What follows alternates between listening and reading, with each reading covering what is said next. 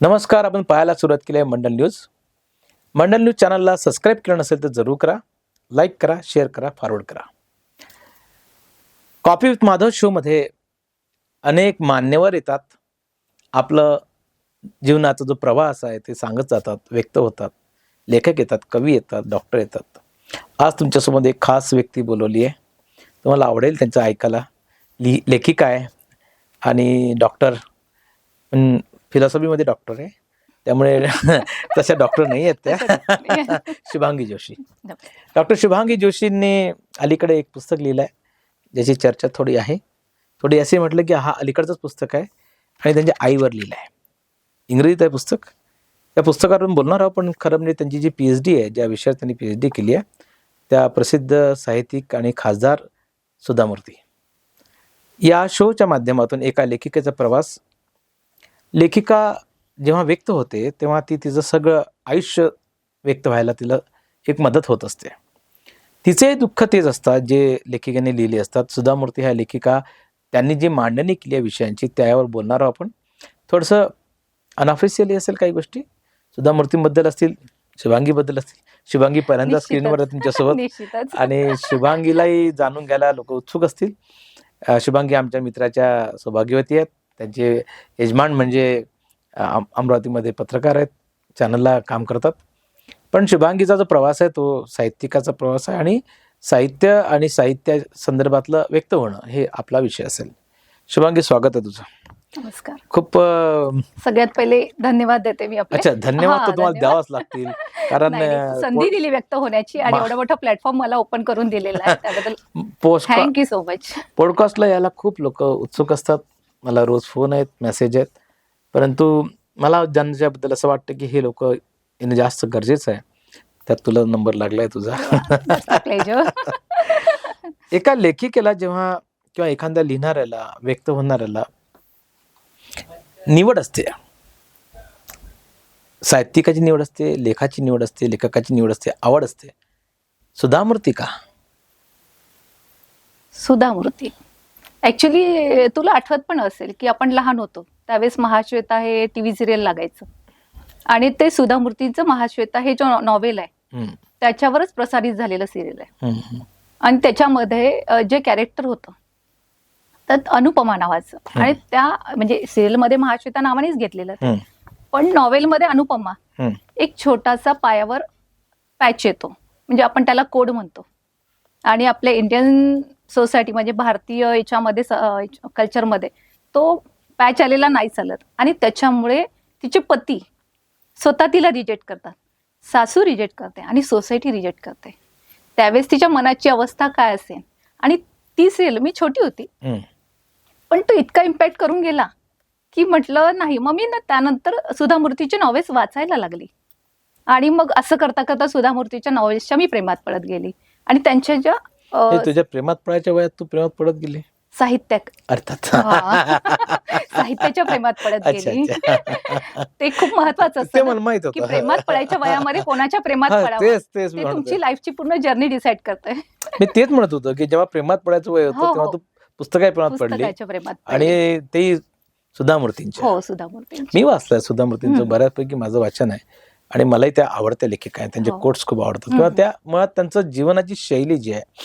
मी सांगायला तुम्हाला आवडेल की सुधा मूर्ती ह्या मराठी आहेत, कुलकर्णी आडनाव आहे आणि कोल्हापूरचे आहेत. त्यांचे वडील डॉक्टर होते. आणि एकूणच सुधा मूर्तींचं जीवन आता आम्ही त्यावर चर्चा करणार आहोत, पण सोबत ज्या मुद्द्यांवर आपण बोलणार आहोत त्या मुद्द्यांशी तुम्हाला तुमचं किती नातं जोडलेलं असेल. सुधा मूर्तींच्या कोणत्या प्रतिमांवर तुला जास्त आवडलंय?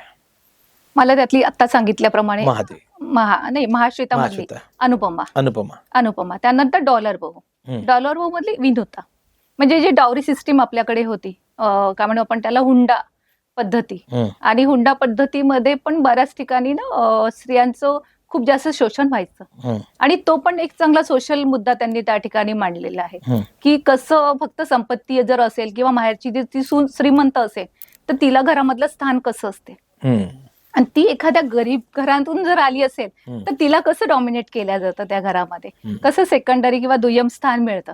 त्याच्यावर त्यांनी खूप छान म्हणजे नरेशन केलेलं आहे, छान मांडलेली आहे, ती मांडणी केलेली आहे. माफ कर, माझ्या याच्यामध्ये खूप शब्द इंग्लिश येतील कारण मी इंग्लिश नाही मला अडचण नाही, प्रेक्षकांना अडचण आली तर बघूया. हो हो प्रेक्षक ते हा तर मी प्रयत्न करते. मी प्रयत्न करेल हो, हिचं जास्तीत भाषांतर जास्त- करायचा. हो हो जास्तीत पण जास्त करायचं. पण ते त्यांनी जे व्यक्त झाल्यात आणि ज्या पद्धतीने त्यांनी ती मांडणी केली त्या स्त्रीची, म्हणजे एक मध्यमवर्गीय कुटुंबातून आलेली सून आणि त्यात कसं ट्रीट केलं जातं. नंतर जर आपण त्यांची कादंबरी बघितली द जेंटली फॉल्स बकुला, तर त्याच्यामधली पण नायिका अशीच आहे की जी मध्यमवर्गीय कुटुंबातून आलेली आहे, संस्कारित आहे, हुशार आहे, सुशिक्षित आहे. पण नंतर मग असं होतं ना की बहुधा आपल्या याच्यामध्ये ते म्हणजे हेच टाकून दिलेले जातात लहानपणापासून संस्कार. आणि मला आणखी एक सांगायला विषांतर होईल पण आवडेल इकडे, की एक सेकंड सेक्स नावाचं नॉवेल आहे आमच्या इंग्लिशमध्ये. तर त्यामध्ये तिने छान म्हटलेलं आहे त्या लेखिकेने की बस स्त्री ही स्त्री म्हणून कधी जन्माला येत नाही, तिला जन्माला घातलं जातं. कारण ती जन्माला येते तेव्हा स्त्री नसतेस ना ती. मग तिच्यावर ते संस्कार करून तिला त्या सगळ्या गोष्टी रुजवून की तू मुलगी आहे, तू हे केलं पाहिजे, ते केलं पाहिजे, असंच वागलं पाहिजे, या सगळ्या विषयांनी मग तिला स्त्री बनवल्या जातं. मग त्या संस्कारांना घेऊन पण मग ती श्रीमती समजा श्रीसोबत लग्न करते आणि त्यामध्ये सॅक्रिफाईस करते सगळं, स्वतःचं जे स्वप्न वगैरे असतात त्यांना सगळ्यांना मुरड घालते आणि फक्त पतीलाच साथ देण्याचा प्रयत्न करते. पण तो तिच्यासोबत तेवढाच प्रामाणिक आहे का, हा पुन्हा प्रश्न निर्माण होतो. आणि तो जर प्रामाणिक नसेल तर मग त्या स्त्रीची अवस्था काय असेल हे एक भारतीय स्त्री समजू शकते. खरं म्हणजे आता एक मागचा पॉडकास्ट झाला माझा, त्याला एक 5 दिवसामध्ये 20,000 लोकांनी युट्यूबलाच बघितलंय, फेसबुकला वेगळं बघितलंय, इन्स्टावर वेगळं बघितलंय. त्यातले कमेंट्स ज्या आता 20,000 लोकांपैकी एक 6 कमेंट्स वेगळ्या आहेत ज्या मला सांगायला पाहिजे. ट्रोल केलाय मला छान. आणि ते म्हणतात की तुम्ही बोलू द्या त्यांना. आता गंमत अशी आहे की मी बोलू देतो, पण त्या बोलताना अडचण कशा, समोर जेव्हा आमच्या अतिथी महिला असतात आणि मोठ्या विदुषी असतात तेव्हा त्यांना बोलू दिलंच पाहिजे, पण आम्हाला कुठं तर चॉईस भेटला पाहिजे बोलायचा. नाही तो तुमचा हक्क आहे कारण तुम्ही पॉडकास्ट चालवताय, तो तुमचा हक्क आहे. तसं नाही आहे, घरी बोलू देणार नाही तुम्ही, इथे बोलू देणार नाही, बोलायचं कुठं माणसांनी. पुढे कंटिन्यू करू की ते स्त्रीला स्त्रीसारखं आपण हा डिस्कशन आहे. अजून एक गोष्ट अशी आहे की आपल्याकडे म्हणजे विदर्भात साधारणतः पॉडकास्ट हा खूप वेगळा प्रकार आहे. साधारणतः लोकांना मुलाखती ऐकण्याची सवय आहे, प्रश्न विचारायचं, उत्तर द्यायचं, उत्तर द्यायचं. परंतु आता असं नाही राहिलंय. या शोला मी ही गोष्ट केली आहे, म्हणूनच कदाचित हा मिलियनमध्ये चालला आहे शो अनेक ठिकाणी, आणि अनेक तर त्यांनी रेकॉर्ड तोडले आहेत सगळ्या व्ह्यूजचे. त्याचं मुख्य कारण असं आहे की हे डिस्कशन आहे. साधारणतः मी तुम्हाला काहीतरी गुळगुळ प्रश्न विचारायचे, तुम्ही छान छान उत्तर द्यायची, तुम्ही पुन्हा छान छान प्रश्न विचारायचे, मी खूप छान छान उत्तर द्यायचे, आणि हे सगळं पहिले कॅमेरा बंद करून पहिले ठरवायचं. एक माझा युजर असं लिहितो की तुम्ही असं करत जा ना, स्क्रिप्ट तयार करत जा. अरे मग त्याच्यामध्ये आणखी जास्त प्रॉब्लेम येतो. हा म्हणजे स्क्रिप्ट मध्ये मी तुम्हाला सांगतो, आमचा पॉडकास्ट चालू असताना अजिबात मी क्वेश्चन सांगितले नसतात. सांगितलं शुभांगी? हो नाही, काहीच नाही आपलं डिस्कशन प्रश्नच सांगायचे नाही, कारण जे चेहऱ्यावरचे भाव आहेत, संवाद झालाच पाहिजे. आणि त्यांचे जरा मला तपासू द्या ना की यांना किती त्या विषयामध्ये पोहोचले आहेत. हा एक संधी मला अँकर म्हणून मिळते किंवा एक एडिटर म्हणून मिळतेच की, आणि तुम्हाला एन्जॉय करता येईल ही गोष्ट. आपण सुधा मूर्तींनी ज्या स्त्री प्रतिमा उभा केली आहे, म्हणजे हा शो सगळे लोक बघतात म्हणून सांगतो. स्त्रीला खरं म्हणजे आता मी अमृता प्रीतमचा कोट वापरला होता, आणि अमृता प्रीतम मी त्याच लिहितात, स्त्री लेखिका जेव्हा स्त्रीकडे पाहते आणि पुरुष स्त्रीकडे पाहते, हा डिफरन्स आहे. हो, स्त्रीला स्त्री असलेली जाणीव कधी होते? जेव्हा ती कुठेतरी म्हणजे तिला आत्मभान येतं किंवा स्वतःची ओळख करायला ती लागते, जेव्हा ती स्वतःमध्ये शोधायला लागते की अरे मी हे सगळं का करते आणि यातनं मला काय मिळतं आहे. ज्यावेळेस तिला तिच्याच पतीकडून किंवा समाजाकडून जे आपण त्याला फ्रस्ट्रेशन म्हणू ते येईल, तर त्यावेळेस मात्र ती मग स्वतःचा शोध घ्यायला लागते. आणि स्वतःचा शोध घेताना मग तिला लक्षात येतं की यार मी एवढं सगळं केलंय समाजासाठी, माझ्या कुटुंबासाठी, पण मला काय मिळालं? काहीच नाही. मी कुठे, यांच्या मनामध्ये कुठे, यांच्या लेखी माझी किंमत काय आहे? ती जेव्हा होते तर मग त्यावेळेस अशा प्रतिमा किंवा असे कॅरेक्टर्स घडतात. शुभांगीच्या पीएचडी विषय सुधा मूर्तींचे साहित्य असला या निमित्तानं बोलत आहोत. खरं म्हणजे स्त्री पुरुषांचं मानवी नात्यांची जी चर्चा अमृता प्रीतमने केली असेल, गुलजारने केली असेल, इंदुरीने केली असेल, किंवा सगळ्यांनी जी केली आहे ना, ती खरी चर्चा आपण करत नाही, आणि त्याचमुळे आपल्याला मानवी नात्यांचं रहस्य उलगडत नाही. पुरुष जन्माला येतो तर पुरुषाचं कधी म्हणणार नाही की मला भान आलं, कारण त्याला भान दिलेलंच असतं. येण्याची गरजच नाही. तिचं भान हिरावून घेतलेलं असतं. हा, आणि हे प्रत्येक व्यवस्थित आहे, असं होतं. हा. हे प्रत्येक व्यवस्थित आहे. हम्म. आणि आता तिला कोड झालेला आहे त्या कथेमध्ये. हा. ती कथा काय सांगितली एकदम अशी आहे की अनुपमा एक छान ड्रामॅटिस्ट म्हणजे नाटक हे करते. ती नाटकामध्ये काम नाट्य करते. कलावंत आहे ती. नाट्य कलावंत ओके. आहे. आणि एक दिवस तो डॉक्टर आनंद नावाचा येतो थिएटरमध्ये तिचं नाटक बघायला. आणि जसं तिला बघतो, तिची छान असं वर्णन खूप सुंदर केलेलं आहे की लांबसटक केस आहे, गोरी गोरी डॉक्टरांनीच आहे. केलं असणार ना. हो. आणि नाही सुधा मूर्तींनी केलं. अर्थातच, म्हणजे हा, हा. ते डॉक्टर मनात काय आलं ते सुद्धा हा, हा. मूर्तीने सांगितलं म्हणजे ना. एक सात्विक स्त्रीची प्रतिमा जी असते ना, ती हम्म. त्यांनी छान तंतोतंत उभी केलेली आहे. ओके. की ती साडी आहे छान सिंगल म्हणजे असं फ्लोविंग पल्लू घेतलेला आहे तिने. आणि छान केसांमध्ये हे लावलेलं आहे, गजरा वगैरे मांडलेला आहे. कारण त्यांचे सगळे हे जे ट्रान्सलेटेड बुक आहे ना, हो पुस्तकं, तर ते कन्नड मधले आहे. हो. आणि मग त्याला इंग्लिशमध्ये, आणि मग पुढे त्याला त्यामुळे मराठीतही त्यांच्या केलंय. प्रत्येक याच्यामध्ये तिच्या म्हणजे पात्रांनी गजरा लावलेलाच आहे. महिला यांनी. स्वाभाविक हा. आहे. म्हणून तो गजरा लावलेला आहे. असं छान तिचं वर्णन केलेलं आहे. मग अशा सात्विक आणि सुंदर स्त्रीच्या प्रेमात पाहता क्षणी कोणी पण पडेल ना. करेक्ट. आणि असं होतं की डॉक्टर आनंद तिच्या प्रेमात पडतात. ऍक्च्युली ती खूप गरीब कुटुंबातली दाखवली. ती स्टेजवर हा, असते. स्टेजवर ती म्हणजे आहे, हुशार आहे ती. हुशार आहे, सुशिक्षित आहे, संस्कारी आहे. आणि आपल्या काय म्हणतो त्याला, भारतीय नारी जी म्हणतो आपण, ती सगळे संस्कार घेऊन जन्माला आलेली आहे किंवा कुटुंबाने तिला तशा प्रकारचे. आणि विशेष म्हणजे तिला सावत्र आहे अशा याच्यामध्ये. म्हणजे अनुपमा. तिची जळणघळण आणखी किती असेल, नम्र असेल, त्याची आपण कल्पना Correct. करू शकतो. ती पुन्हा एक दुसरी स्त्री आहे. हा, दुसरी पहिली स्त्री मग दुसरी स्त्री. हा, असं. तर मग अशा याच्यामध्ये तर मग हा आनंद तिच्याकडे मागणी घालायला जातो, त्यांचं लग्न होतं. ते असं सगळं. पण मग काय होतं की सडन तिच्या पायावर असं काहीतरी गरम पडतं आणि त्या गरम पडल्यामुळे पॅच येतो तो. अच्छा. पण तो डिटेक्ट होतो नंतर की कोड आहे म्हणून. ओ. असं म्हणजे त्याचं निदान लागतं की कोड आहे. एका स्त्रीला आला कोड. पण तो कोड असताना बघा काय आणखी तिची म्हणजे अवस्था काय आहे की आपल्या जवळ आपल्याला काही दुःख झालं, काय झालं, तर आपण पतीच्या खांद्यावर डोकं ठेवून पटकन त्याच्याशी व्यक्त होऊ आणि तेवढ्या संवेदना आपल्या मोकळ्या करू. पण त्यावेळेस असं आहे की डॉक्टर आनंद हायर एज्युकेशन घेण्याला म्हणजे परदेशात गेलेले आहेत पुढील शिक्षण घेण्यासाठी. मग आणि ती लग्न होऊन आलेली नवीन नवरी आहे, घरामध्ये सासू आहे.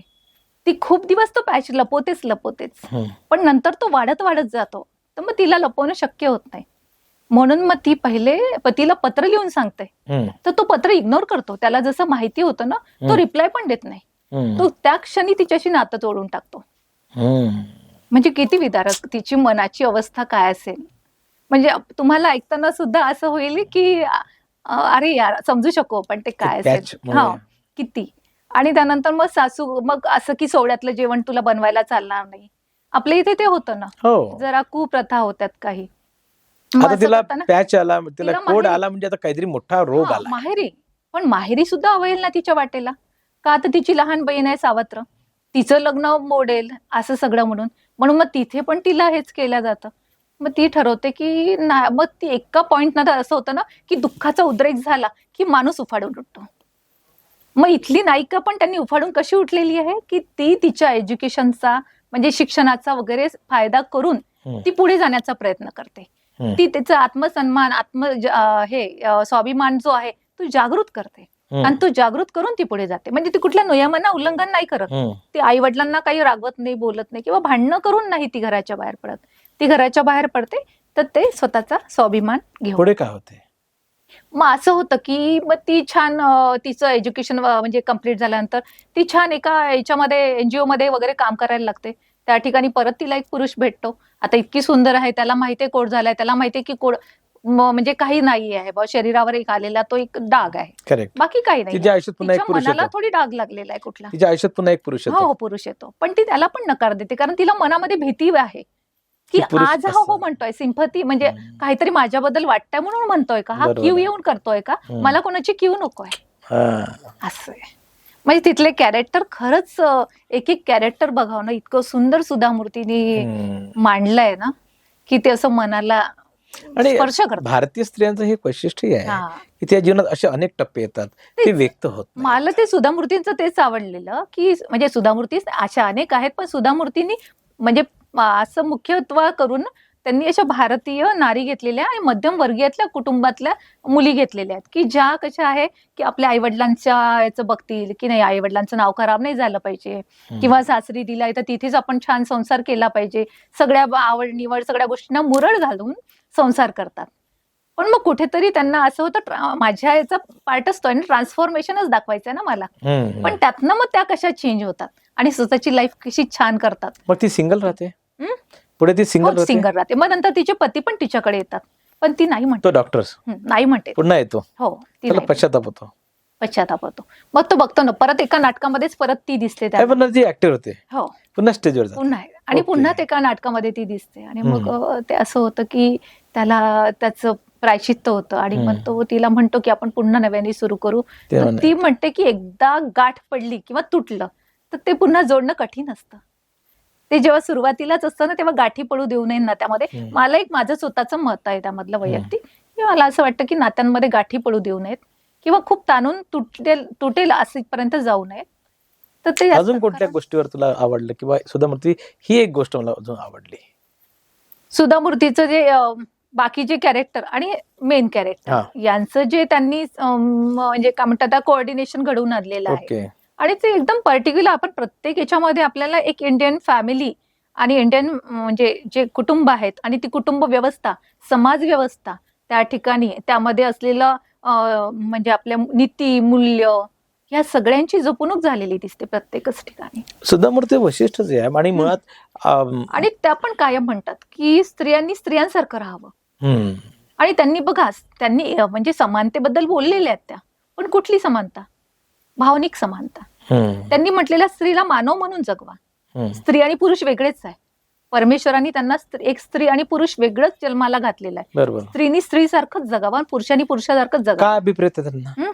का अभिप्रेत आहे किंवा स्त्री म्हणी स्त्रीसारखं जगलं पाहिजे? कारण त्यांचं म्हणणं आहे की तुम्ही फक्त स्त्री नाही आहात, पुढे जाऊन तुम्ही माता आहात. तुम्ही एका मुलाला जन्म घालणार आहात, तर तुम्ही जर माता संस्कारी असेल तरच ते बाळ संस्कारी होईल.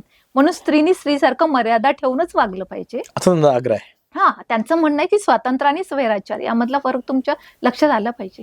हो, समाजाने स्वातंत्र्य दिलेलं आहे, पण मग त्या स्वातंत्र्याचा उपयोग कशासाठी करा? तर स्वतःच्या प्रगतीसाठी करा ना. कोणाचा आधार घेऊन उभे नका राहू. तुम्ही स्वतःची अशी समाजासमोर प्रतिमा निर्माण करा आणि समाजासमोर स्वतःची ओळख स्वतः निर्माण करा. म्हणजे ते झालं खरं स्वातंत्र्य, की तुम्हाला मिळालेला स्वातंत्र्याचा खऱ्या अर्थाने उपयोग करून. पण आता जी पिढी आहे इन्स्टंट वाली 2 मिनिट मॅगी वाली, यांना हा विचार कुठपर्यंत पटतो की मी आई होणार आहे पुढे जाऊन 10 वर्षांनी, 5 वर्षांनी, 3 वर्षांनी, जे असेल ते. आता ज्या अगदी बॉर्डर लाईनला आहेत किंवा ज्या मॅरिडी झाल्या आहेत त्या कुठे असा विचार करतात की आपण बाळ जन्माला घालून ते सुसंस्कृत असलं पाहिजे? हा जो एक विचार सुधामूर्तींसारख्या व्यक्ती मांडतात, त्याला आपण ट्रॅडिशनल म्हणूया, पारंपरिक व्यक्ती म्हणूया, नव्या पिढीशी मॅच होती का? बघ, आता मी हे जे म्हणजे मला असं झालं की सब्जेक्ट म्हणजे हा विषय निवडताना माझ्या PhDचा की असं होईल का की तोच तो पण येईल वगैरे. पण मी नाही, मग तो माझं म्हणजे जे मी रिसर्च केलं ते वेगळ्या पद्धतीने केलं. मी त्यामध्ये हेच सांगितलेलं की आज आपल्याला समाजासमोर दिसते आहे की स्त्री मुक्त झालेली आहे, स्त्रीला बऱ्यापैकी फ्रीडम मिळालेला आहे. पण खऱ्या अर्थाने फ्रीडम मिळालं का? नाही मिळालं ना. आज तुझ्या घरातल्या तुझ्या बायकोला पण खऱ्या अर्थाने फ्रीडम नाही मिळालं आणि मला पण नाही मिळालं. मला इथे पॉडकास्टला येताना मला तू बघ आता पटकन निघून आला पॉडकास्टला, घरी गेल्यानंतर तुझं जेवण तुला रेडी असेल. करेक्ट. पण मला एक दिवस तरी सुट्टी मिळते का? अच्छा. एक माझी नाही, सगळ्यांचीच व्यथा आहे. अर्थात मिळतं, आजकाल मिळायला लागलेलं आहे कामवाल्या वगैरे असल्यामुळे. पण बऱ्याच ठिकाणी अशा गोष्टी आहेत की जिथे 10-20% लोक आता अजून सेफ झोन मध्ये, बाकी सगळे. बाकी तर असंच आहे ना की मला माझी कौटुंबिक जबाबदारी सांभाळायची आहे, मला माझी पर्सनल म्हणजे वैयक्तिक जबाबदारी किंवा वैयक्तिक माझे जे आपण काही आवड निवड आहे त्याही जपायच्या आहेत. आणि मला जर वाटत असेल की नोकरी करायची तर तीही करायची आहे. असं करून ती सगळी कसरतच चाललेली आहे. त्याच्यानंतर एक महत्त्वाचा मुद्दा तू बोलली, म्हणजे तुला थांबवलाय की स्त्रीला जाणीव होते ती स्त्री असल्याची, कधी होते? ती एक लिमिट संपल्यानंतर. स्त्री हे सहनशीलतेची मूर्तिमंत मूर्ती आहे असं सगळ्यांना म्हणतात. तिला सहनशीलतेसाठी पूजन केलं जातं वगैरे असं सगळं म्हणतात. पण स्त्रीची जेव्हा सहनशीलता संपते ना, तर त्या ठिकाणी मग तो पॉइंट प्रत्येक स्त्रीच्या आयुष्यामधला वेगळा असतो. म्हणजे तो कुठल्या वेळेला तिला स्वची जाणीव होईल किंवा स्त्री असल्याची जाणीव होईल, तर त्याचे मुद्दे जरा वेगळे आहेत. आजकालच्या स्त्रियांना स्त्री असल्याची जाणीव जरा वेगळ्या पद्धतीने होते. त्या टीका आहे तुझी. हो, मी जरा बोलते पारंपरिक जरा. आहे. हा, नाही पारंपरिक नाही म्हणणार. हम्म. मी सुधामूर्तीलाच लहानपणापासून फॉलो करते ना. मी तर त्यांचे सगळे विचारांचाच माझ्या मनावर पगडा बसलेला आहे ना. हम्म. तर माझं म्हणणं आहे की मॉडर्न म्हणजे काय आहे, की तुम्ही काहीतरी विचित्र कपडे घालणं म्हणजे मॉडर्न होणं का? विचारांनी मॉडर्न व्हा, संस्कारांनी म्हणजे हे करा. बुरसटलेल्या विचारांना धरून नका ठेवू. पण कुठेतरी भारतीय संस्कृती टिकून राहिली पाहिजे ना, संस्कार टिकून राहिलेच पाहिजे ना. तेव्हाच तो भारत हा इतर परदेशांपेक्षा किंवा इतर देशांपेक्षा वेगळा आहे ना रे. करेक्ट. मग ती अस्मिता आपल्याला घालवून नाही चालणार. पण याच आणि भारतीय ती संस्कृतीने स्त्रियांच्या हातामध्ये. स्त्रियांना गुलाम केलाय, वर्षानुवर्ष गुलाम करून ठेवला. हीच आपली संस्कृती आहे असा एक आक्षेप आहे. आता नाही म्हणता येणार तसं काही. आता जरा उपहास करायचं झालं तर गुलाम कोण आहे ह्याचा विषयावर जरा चर्चा आणखी लांबेल. खरे खरे. म्हणजे एकूण जेव्हा आपण एखाद्या विषयाचा अभ्यास करतो तेव्हा स्वाभाविकपणे त्या कॅरेक्टर पर्यंत जातो, हा, तसं जगण्याचा प्रयत्न करतो. असं आहे. ती आपली शैली असते. शैली. आणि काय होतं की जेव्हा तुम्ही हे सगळं वाचत राहता वगैरे, त्याचं कुठेतरी तुमच्या मनावर, मनपटलावर त्याची संवेदना, त्या भावना सगळे जागृत होतात आणि आपण ते कुठेतरी ते कॅरेक्टर होऊन बसतो. असं पण होतं. आणि जर चांगलं असेल तर व्हावं ना. म्हणजे ओशो वाचणारे ओशो सारखा हा. विचार करतात, हो, हो. राहत इंदुरी वाचणारे राहत इंदुरीचा विचार करतात. मग असं आहे ना की लिटरेचरनी खूप मोठी भूमिका केलेली आहे ना, की बरोबर. सोसायटीमध्ये अवेअरनेस आणण्यासाठी वगैरे खूप मोठा. तू फार असं लिहिलं नाही, एकच पुस्तक लिहिलंय पहिले यावेळेस. हो, हे माझं पहिलं पुस्तक आहे. आणि ते आईवर आहे. आईवर आहे. काय लिहा वाटलं? ते असं झालं की मला थोडस सांगायला आवडेल की आई कशी गेली, म्हणून ती थोडी पार्श्वभूमी जरूर. माहिती होणं Sure. गरजेचं आहे. बाबा माझे 18 वर्षाचे, मी वयाची 18 वर्षात होती तेव्हाच गेलेत माझे बाबा. म्हणजे आणि नंतर मग असं झालं की बाबा गेले तरी आई आहे हा आधार असतो आपल्याला, की चला कोणी ना कोणी. पण मग एक दिवस असं होतं की आई छान आहे सगळं, वय पण नाहीये तिचं, म्हणजे 60 वर्षाचं वय, म्हणजे म्हातारं वय नाहीये, कुठला आजार पण नाहीये, बेडवर नाहीये, आणि छान 4 वाजता कॉल येतो आणि सडन निघून जाते. 9:30 वाजता कॉल येतो दादाचा की आई गेली आहे म्हणून. अचानक तो पण डायलॉग होता तुमचा, तो शेवटचा माहिती नाही म्हणून मी त्यामध्ये पहिलाच चॅप्टर घेतलेला आहे, call of law and loss. हे पुस्तक तुम्ही जरूर वाचा. हा. म्हणजे ज्यांनी बघितलं नसेल त्यांनी मग असंच- शुभांगीला मागा. आपल्या आईबद्दल प्रत्येकाच्या भावना खूप भावनाप्रधान असतो आपण, आणि खूप काही लिहिता येते. पण शुभांगीने जरा वेगळं लिहिलं आहे. काय की कोणी अचानक आयुष्यातून निघून जाते आणि ती आई असते जेव्हा, तेव्हा प्रश्न अनेक गोष्टी तयार होतात. एका लेखिकेसाठी, एका स्त्रीसाठी तर फार मोठी गोष्ट आहे. 21 चॅप्टर्स. येस. आणि हे चॅप्टर म्हणजे आईवर लिहायला साने गुरुजींचं श्यामची आई असेल तर तुम्हाला सगळ्यांनाच वाटत असेल की आईवर लिहिलं पाहिजे. परंतु काय वेगळं पण तू नोट मग ते केलं? असं झालं की मग त्या दिवशी असं होतं की आपण एखादी व्यक्ती गेल्यानंतर मग तो जो प्रवास होता, म्हणजे अरुण, मी आणि मुलं निघालो आम्ही अमरावतीहून नागपूरला जायला. तो जो प्रवास होता, तर त्या ठिकाणी ते 3 तासामध्ये मला आईचं सगळं जीवन पटलाचा माझं पूर्ण आपण त्याला काय म्हणतो फ्लॅशबॅक Flashback. मध्ये गेली मी. आणि मला वाटलं असं की यार, मला सगळ्यांना म्हणतात की तू खूप वेगळी आहे, असं स्तुती करू नये आपली, पण असं म्हणतात की सगळ्यांना खूप वेगळी आहे, तू शांत आहे, तू समजून घेते, असं तसं. हे बरं झालं सांगितलं. पण असं होतं की मग मी का बरं आहे अशी का, तर मी माझ्या आईची छवी आहे ना, तिचे संस्कार आहेत ना. मग आणि तिने दिलेले संस्कार हे सर्वोत्तम आहे. मग आम्ही खूप गरिबीतून आलेलो, तिने काही मोठा खजिना ठेवून नाही गेली, पण संस्कारांचा खजिना खूप मोठा ठेवून गेली आहे की तो पिढ्याना पिढ्या पुरेल. मग मला असं वाटलं ह्या सगळ्या गोष्टी आपल्या वाचकांपर्यंत गेल्या पाहिजेत, त्यांना त्यांची आई आठवली पाहिजे, त्यांना त्यांच्या आयुष्यातल्या त्या गोष्टी आठवल्या पाहिजे, आणि नेमकं आयुष्यामध्ये कसं जगायचं हे खूप सुंदर उदाहरण आहे. माझं पुस्तक म्हणजे आयुष्य कसं जगायचं. अच्छा. आयुष्य जगण्यासाठी पैसा लागत नाही, असं खूप मोठा बंगला पण लागत नाही. आम्ही 10 बाय 10च्या रूम मध्ये राहायचो आणि त्यामध्ये आमच्या 5 जणांचं कुटुंब, आणि सुंदर आयुष्य जगलो आम्ही. 500 रुपये महिना, 5 जण खाणार आहेत. म्हणजे असं होतं की काही काही वेळेस आम्हाला रात्रीला जेवायला मिळेल की नाही ह्याची पण भ्रांत असायची. मग अशा परिस्थितीत पण आम्ही आज इकडे आहोत आणि आज इथे आपला छान पॉडकास्ट चालू आहे. याच्यावरून प्रेक्षकांना कल्पना आली असेल हो, बऱ्यापैकी की चालू आहे. आयुष्य नेमकं कसं चांगलं काय, चालू आहे. चांगलं चालू आहे म्हणून, आहे ना.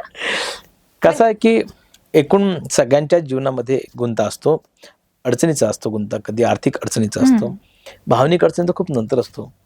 वडील गेलेले होते 18 वर्षे आणि मग आई गेलेली आहे. त्यांनी हे पुस्तक लिहिलं, खरं इंग्रजी पुस्तक आहे. इंग्रजी पुस्तकांना पहिलेच मराठी पुस्तकांना डिमांड कमी आहे आणि त्यात तिने इंग्रजीत लिहिलं आहे, पण ते स्वैर अनुवाद करण्यासारखं अगदी सोपा भाषेतलं लिहिलेलं आहे. तुम्ही जरूर वाचा. मला या विषयावर तर अनेक गोष्टी बोलता येतात. सुधा मूर्तींच्या एखाद्या दुसऱ्या गोष्टी पुन्हा बोलू आपण, की तुला हे सगळं अभ्यास करताना सुधा मूर्ती भेटल्या, प्रत्यक्ष भेटल्या, हो. तो सीन सांग. असं झालं की मी बँगलोरला होती एका कॉन्फरन्सच्या निमित्ताने आणि मी मॅडमला फोन केला की मॅडम माझी PhD तुमच्याच विषयावर आहे आणि माझी खूप मनापासून इच्छा आहे आणि मी बाय फोन? By phone. तर असं मग माझं बोलणं सुरू होतं की माझी खूप लहानपणापासून अशी मी तुम्हाला म्हणजे तुमच्या सगळे मी नॉवेल वाचते आहे आणि मला सगळं तुमचं सगळं लिखाणच आवडते आणि मी खरंच तुमची खूप मोठी फॅन आहे आणि माझी PhD पण त्याच्यावर आहे. तर माझ्यासाठी ही खूप मोठी गोष्ट असेल की मला तुम्ही भेटतायत म्हणून. तर मग ते मॅडमनी सगळं ऐकून घेतलं. अगं म्हणे मला खरंच आणि एकेरीमध्येच बोलणं सुरू केलं बरं. तर अगं शुभांगी मी तुला म्हणे भेटली असती. मराठीत बोलले? हा मराठीत बोलल्या आणि त्या सांगतात मग नंतर मला.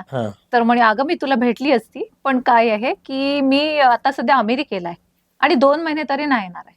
पण 2 महिन्यांनी आली की मग आपली भेट कशी होऊ शकते हे मी तुला मेल करून कळवेल.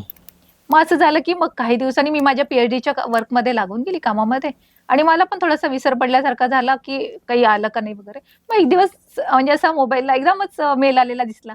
म्हटलं अरे मेल आलेला आहे. मग मी वाचायला गेली तर त्याच्यामध्ये त्यांनी लिहिलं होतं की माझा 1 तासाचा वेळ, ही तारीख आणि झूम मीटिंग आपण घेऊ शकतो या वेळेमध्ये आणि तुम्ही माझे लिंक पाठवा म्हणून. मग त्यांनी वेळही दिलेली, तारीखही दिलेली आणि झूमची लिंक पाठवा म्हणून सांगितलं. मग मी तसंच आपली तयारी हे केली की झूमची लिंक वगैरे तयार करून मग त्यांना पाठवली आणि छान झालं. मग माहितीये का मी अगदी ऑफिशियली की आता PhD आपली इंग्लिशमध्ये आहे आणि मस्त आपलं इंग्लिशमध्ये सुरू केलं त्यांचं म्हणजे ग्रीटिंग वगैरे छान वेलकमिंग वगैरे. अहो जोशीबाई बोला काय म्हणतात तर. अरे यार मला इतकं कम्फर्ट मिळालं. आपल्या महाराष्ट्रीयन लोकांना असं मराठीमध्ये कोणी सुरू केलं म्हणजे एकदम कम्फर्ट मिळून जातो. नाही तर सुधा मूर्तींसोबत बोलायचं म्हणजे मग थोडंसं आधीच एवढं मोठं प्रेशर राहाय मनावर की अरे यार त्यांच्यासोबत म्हणजे आवड तर होतीच, आनंद वेगळा होता आणि प्रेशर. मी मॅडमला बोलून दाखवलं मॅडम आज आनंद खूप आहे पण कुठेतरी तुम्ही माझ्या समोर आहात तर मी स्वप्नात आहे की काय असं वाटतंय मला. तर त्या म्हणाल्या की नाही. म्हटलं मॅडम फक्त 2 क्वेश्चन घेते मी माझ्या PhDच्या रिलेटेड आणि मला ते रेकॉर्ड करू द्या म्हणजे माझ्या रेकॉर्डला लावता येईल. आणि मग त्या म्हणाल्या बस झालं असेल ना आता 2 प्रश्न म्हणजे तुमचे, आता बंद करा ते सगळं रेकॉर्डिंग, आता मस्त बोला तुम्ही. मला सांगा तुमच्याबद्दल, मला ऐकायला आवडेल. मी म्हटलं तुमच्याच नॉवेल मधली मी पात्र असल्यासारखीच आहे म्हटलं. मी पण अशीच गरीब कुटुंबातली हुशारच मुलगी आहे म्हटलं. मी पण अभ्यासात अगदी पहिला नंबरच यायचा आणि हुशार आहे. पण म्हटलं परिस्थिती अभावी मी नाही शिकू शकली. माझं 12वीतच लग्न झालेलं. माझं 12वीत लग्न झालं बरं. अरे वा. 18 वर्षाची असताना. वाटलंच मला. हा अरेंज मॅरेज आहे. अरेंज मॅरेज आहे. नात्यामध्ये किती आग्रहानं सांगते शिवांगी, एकदम आग्रहाने अरेंज मॅरेज. नाही तू म्हटलं ना तसं. म्हणजे लोकांना अंदाज येऊ दे तुझा. मला तर माहित आहे बऱ्यापैकी सगळं, पण शिवांगीचा अंदाज घेऊ द्या. आम्ही पुढे सांग ना. तर असं मग मी त्यांना सांगितलं की मी असं म्हणजे म्हटलं बैठकीमध्येच मी कबूलच केलं होतं माझ्या सासूंना आणि नवऱ्याला की बा मला शिकू देणार तर मग मी माझ्या आईला सांगितलं होतं तर माझी हो आहे, नाही तर नाही मला पसंत पडलं नाही पडलं त्याच्याशी काही घेणं देणं. 18 वर्षाची होती तू? हो 18 वर्षाची. म्हणजे 18 पूर्ण झाले ते? हो पूर्ण झालं. बालविवाह तर नाही झाला? नाही बालविवाह झाला पण दिसत होती बालविवाहासारखीच. तर मग त्यांनी पण हो म्हटलेलं. अरुण पण छोटाच होता ना, तो पण 23 वर्षाचाच होता. पण वडील बेडवर होते ना म्हणून घाई होती लग्नाची त्यांना. हा असं. तर मग त्यांनी हो म्हटलेलं. मग म्हटलं मी असं करत करत एज्युकेशन माझं कम्प्लीट केलेलं आहे शिक्षण की जॉईंट फॅमिली, घरातली मोठी सून आणि मग 18 वर्षाची. हा आणि आमचं लग्न व्हायच्या आधीच आमचे बाबा वारलेले सासरे. मग त्याच्यामुळे मग घरातला मोठा मुलगा आणि मोठ्या सुनीवर सगळी जबाबदारी आलेली. 23 आणि 18 वर्षाच्या मुलांवर. हो 23 आणि 18. म्हणजे हे सांभाळत मग मी माझं ग्रॅज्युएशन कम्प्लीट केलं. मग MA मराठी, मग MA इंग्लिश, मग PhD असा प्रवास सुरू राहिला. तुम्हाला हा पॉडकास्ट कसा वाटला हा माझा नेहमीचा प्रश्न आहे. ह्या गप्पा आहेत, पण आता असा विचार असता आमचं बोलताना, एकदा आम्ही असं या विषयावर बोललो आहे की शुभांगी ट्रॅडिशनल आहे, जरा जरा काय बरीच ट्रॅडिशनल आहे. तिने ते उपभोगलं नाही जे जनरल मुली कॉलेजमध्ये जातात, त्यांची रॅगिंग होते त्या आपल्या बॉयफ्रेंडसोबत किंवा मुलं गर्लफ्रेंडसोबत, आणि ते ते ते नाही उपभोगलं मी तू. उपभोगलं अरुण सोबत, अरे माझ्या यार काय आत्ताच्या अर्थ, यार यार काय अर्थ नवऱ्यासोबत आहे? उपभोगलं. तो अधिकृत लग्नाचा नवरा तो काय तू आहे ना. हे पोरी ऐकतील ना आमच्या इंस्टावर, ते म्हणते काय मॅडम असं कसं असते.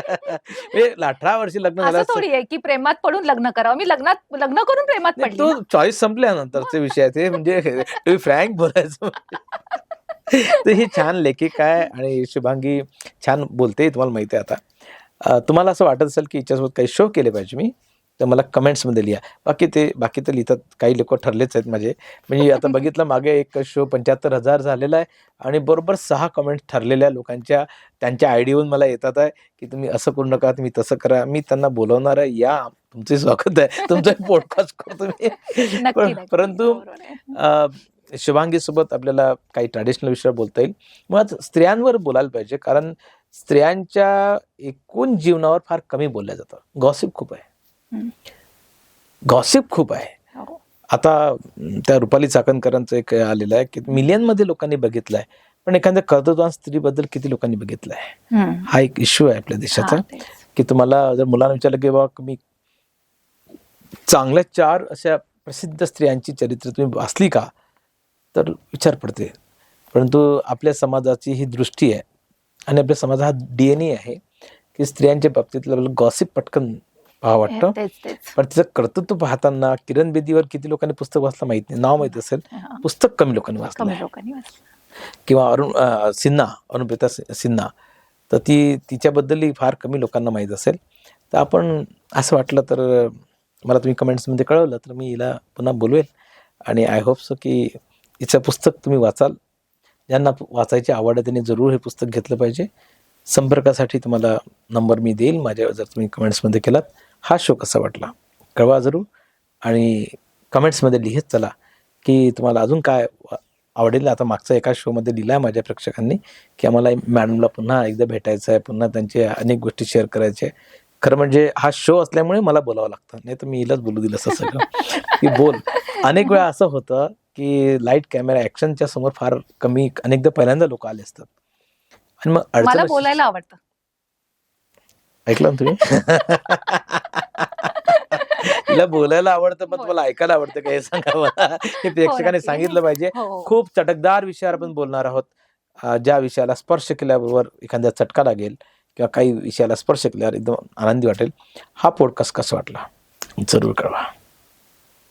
इथेच थांबतो. तुम्ही सबस्क्राईब करा, लाईक करा, शेअर करा. नमस्कार.